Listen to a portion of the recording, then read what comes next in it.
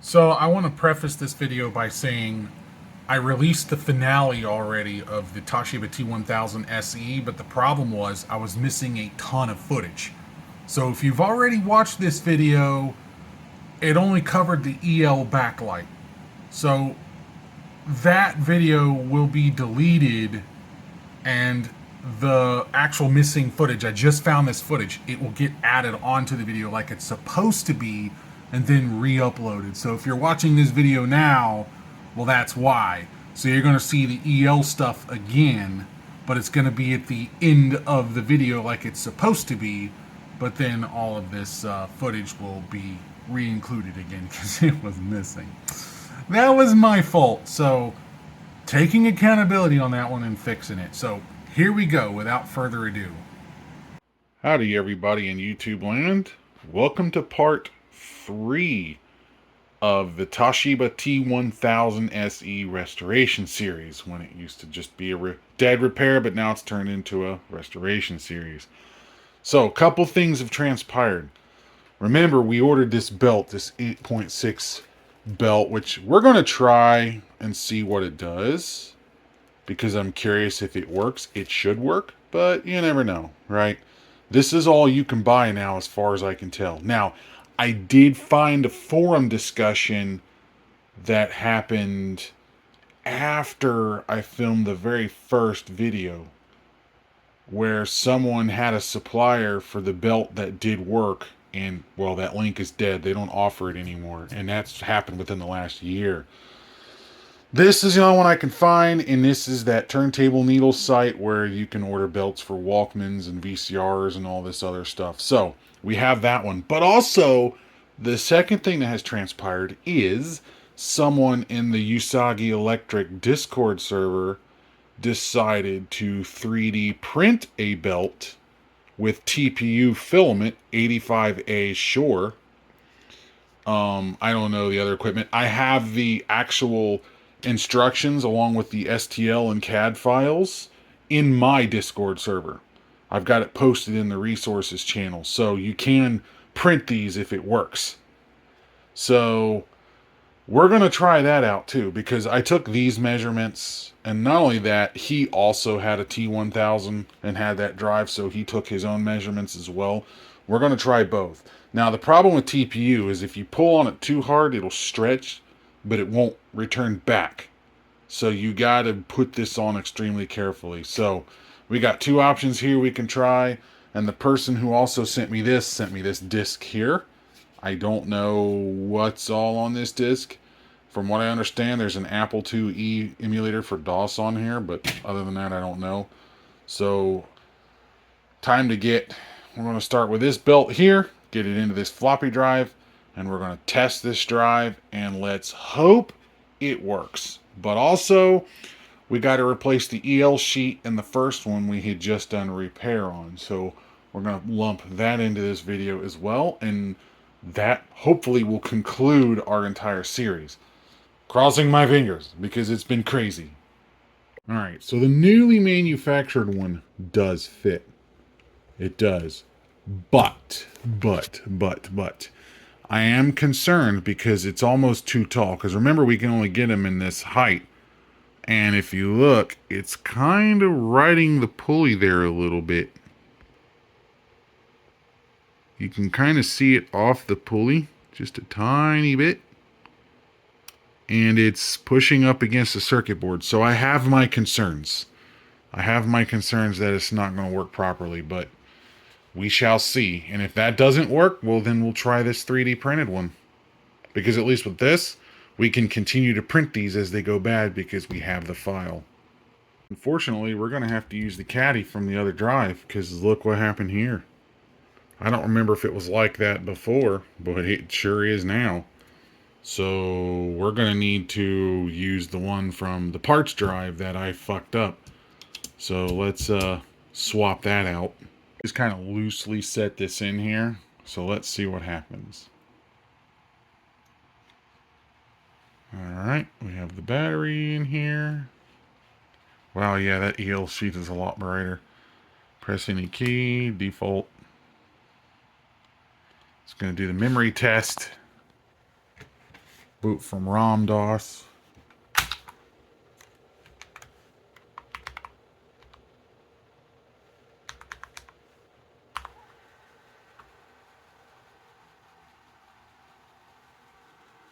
I hear the motor. Disk is doing rotatey bits. But there's no... I probably have to format the drive. Format A:/S.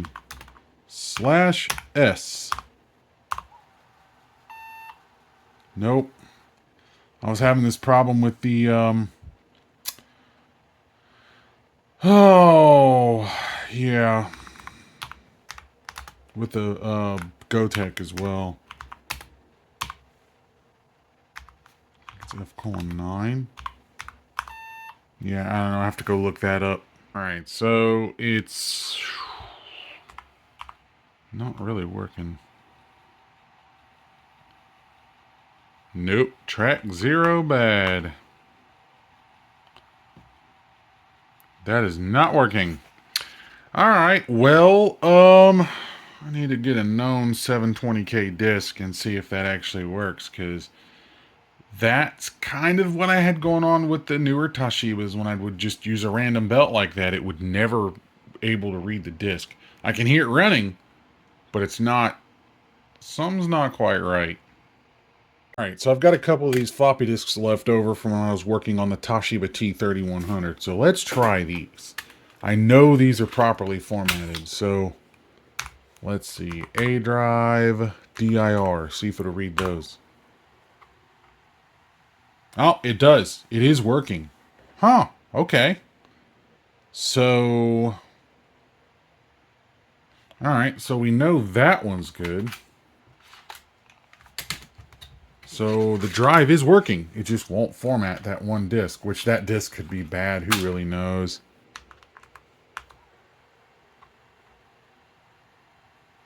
Yeah, that one's that's actually a boot disk for the zip drive. So there we go. So that is actually working. I'm quite honestly amazed. So, all right. Well, that's good. So let's just go ahead and, because I can't reach the button with my hand to do Control-Alt-Delete, so let's just turn the power off and back on. See if it'll boot from that diskette. It should, because I think that is a bootable Toshiba diskette.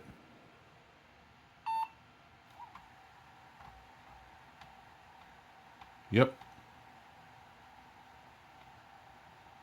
It's trying to work.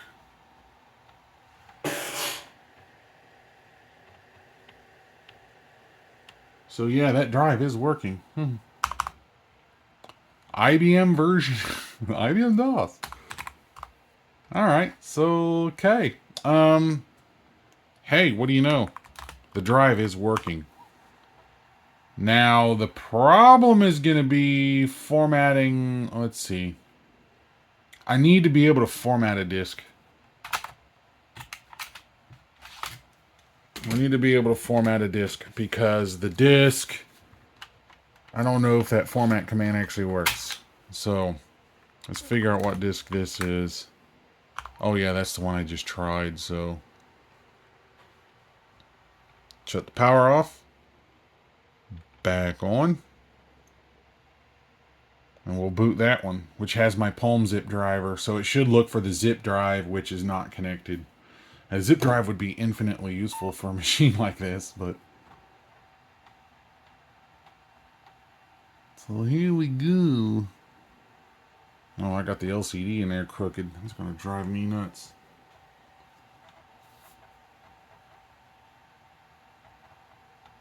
Alright, yeah, we don't have the, Palm zip. Norton Disk Doctor. I actually have Norton Disk Doctor installed on here. But yeah, it's actually working. So that belt from Turntable Needles, the 8.6 belt, does work. Everything's working perfectly fine here. So I can just adjust this to what it needs to look like. So the floppy drive is working. All right. I'm going to try to do a format. If the format works, whatever. If not, whatever it is, what it is. The drive is working. It's usable. I'm going to try this 3D printed belt because ultimately this is going to be the future. Especially if those aren't made anymore. You can always buy TPU filament and you can always print these belts. What better time than the present to open a brand new set of new old stock diskettes? Because, yeah, this is the fun part. This is like asthma right here.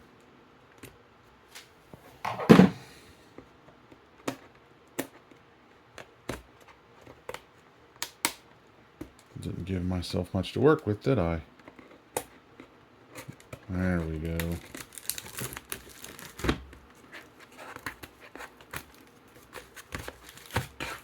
Surtron, I remember picking these up off eBay probably 8 years ago for dirt cheap. Now you can't even touch double-sided discs that are new old stock like this. 10 count from who knows when. It's a really bumpy feeling box too. It's kind of weird. But anyways, isn't that pretty? Alright, let's try this again. I want to make a bootable disk. So we're going to format a:/n:9/s.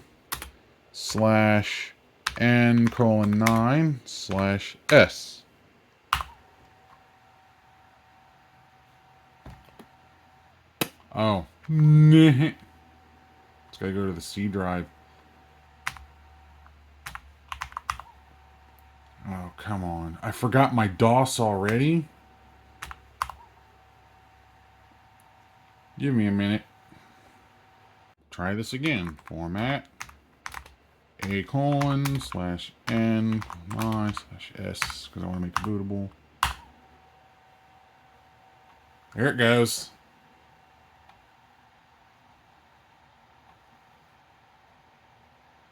I probably had a bad disk, so I'll skip ahead here. Format complete. Used by the system. No! So we're going to copy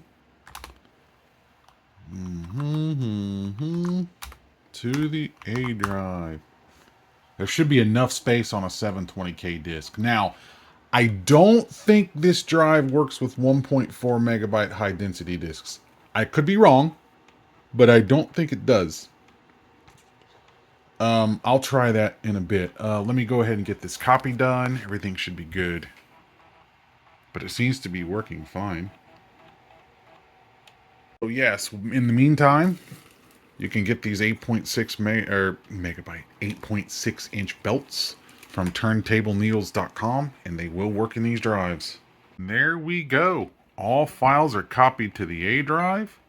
So I'm going to turn the power off, back on. Let us see here if it will boot from the floppy disk drive. It should, because it did the other one.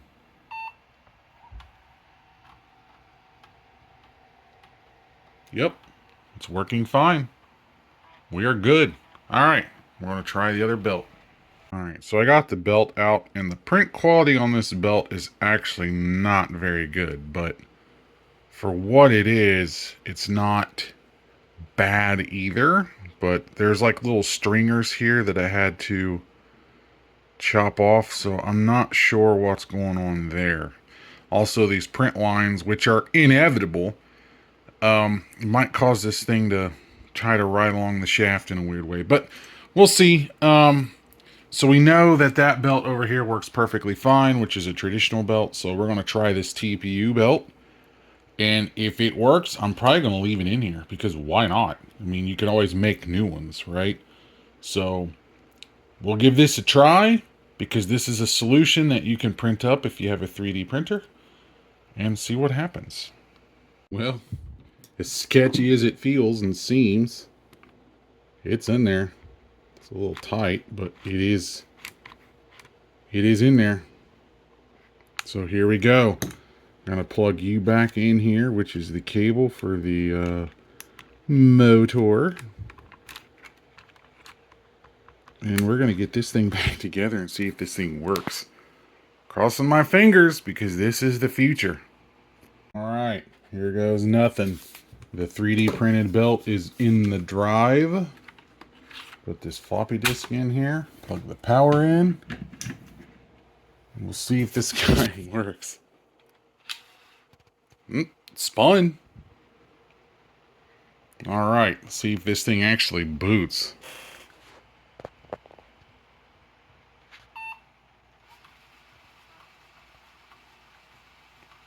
Wow.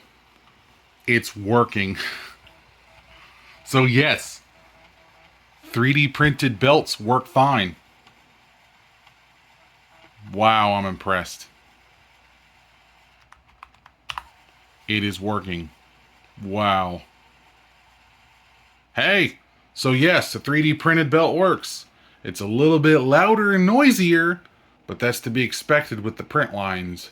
So you can 3D print eject gears for Macintosh floppy drives, and you can 3D print belts for a Citizen floppy drive, and it works just fine. So I'm inclined to leave that in there, because why not? So we're just going to leave that in there.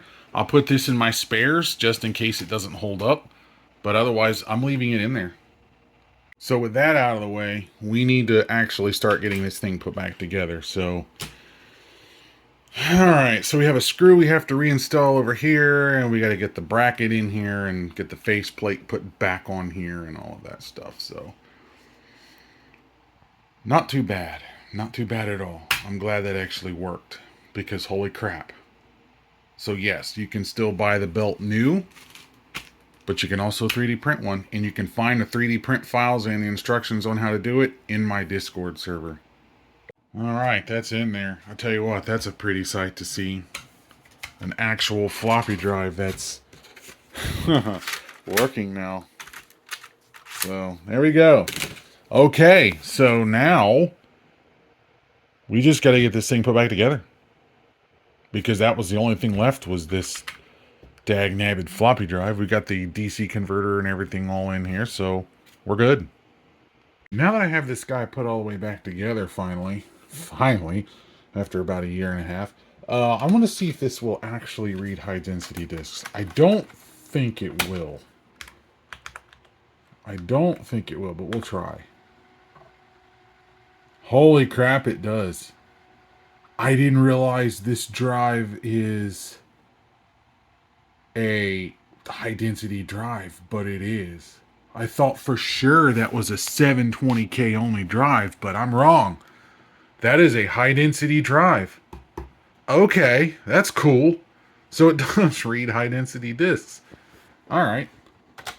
I don't know what's all on that disc, but okay. I think I have DOS 622 on a disc. I don't remember. Somewhere. Let's try this one.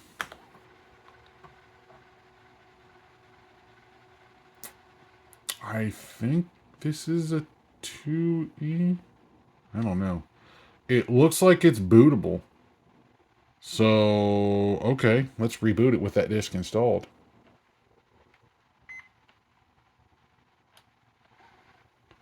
Let's find out.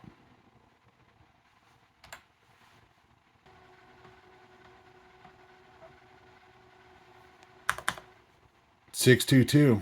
Yeah. So this is Apple Uni.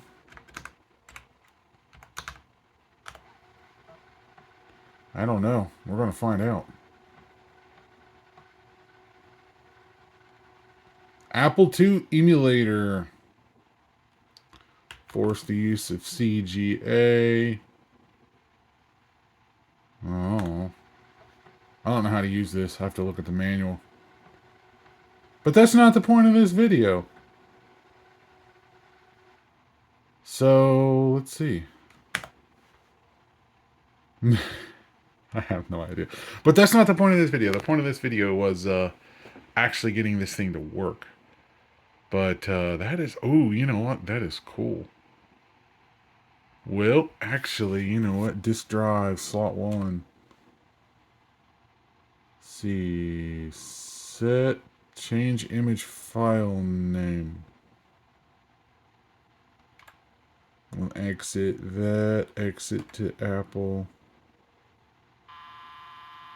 God, this thing is slow. The fact that it actually works is kind of impressive. But wow, is it slow? It is very slow. Uh, Anyways, that's not the point of this video. The point of this video is that the drive is actually working fine. So there we go. We're going to have a fully functional Toshiba laptop. Awesome. So that makes two machines that I have now that work. So I took the screen off, bezel off, so I could straighten it out because it being crooked was tripping my OCD. And yeah, sure enough, the screen cancer is still there. So it didn't really go away. The good news is it's hidden on the outside of the panel and hasn't progressed. But I almost think that's because of just storage. It was stored in a hot, humid environment for decades, and then this is the result of that. So it hasn't made its way into the viewable area. So I'm inclined to leave it. Got her all cleaned up now. So, I mean, that's a big gouge, so that won't clean up. But otherwise, it's looking pretty good. So there's no modem in this one either. The battery's been hollowed out, but it's not important. So also, this machine actually has the RAM card with it. The problem with this is this RAM card, you can't use it as actual RAM. Not expanded memory, nothing. The only thing you can use that for is a RAM disk. But that's pointless because the RAM disk is powered by that long stick battery when it's not turned on. As soon as you shut the power off, these contents are lost. So there's really no point for that to even be in there. I still think the future is going to be plugging a expansion card in here and then just kind of like figuring out how to put it on here. But an XT IDE or something, remove the DOS ROM, make a backup copy of it. That way the extension for that ROM can be overwritten by the XT IDE. Because I just tried to install MS-DOS 6 on the RAM disk and it won't work because the BIOS is insistent in making this the D drive. You can switch it to the C drive if you boot it from hard RAM only, but it will no longer read from the floppy drive if you do that. So yeah, it won't work. So I'm gonna have to like make this into an XTIDE or whatever. So this one works now. Floppy drive is working perfectly fine. There's no issues with the belt. So a 3D printed belt will work. Now it's a question of longevity. How long is it going to last? How long is it going to hold up? Honestly, I don't know. I'll have to keep an eye on it and then update you all later when it goes bad or if it breaks or something like that. So the only thing left to do now is to get the belt, not the belt, but the EL backlight for the other one and then wrap this project up. So the last thing we need to do to wrap up this Toshiba restoration series is try to fit this EL sheet in there. So this is the only kind of stuff you can buy today. And I don't like how the electrode kind of extends out of the viewable area a bit. I kind of wished it was more in the middle here, but it is what it is. Because I got to trim this down and I got to make sure that this is going to be out of the visible area of the panel. So that means what we need to do is take apart the original panel and slide the EL sheet out and match it up with what we have here and trim it down. Now, when we trim this, we have to be careful because there's the outer electrode here, which wraps around like this. So, for example, you can't like trim it like this because then you'll cut off the entire electrode. So that's not going to work. So we're going to have to be extremely careful with how we do this.